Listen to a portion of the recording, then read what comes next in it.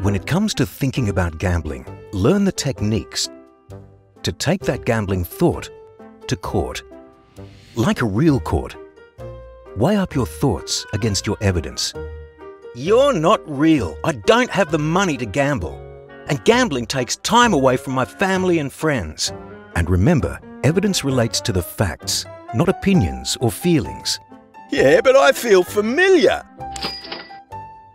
So does home with my family. But you get a rush with me.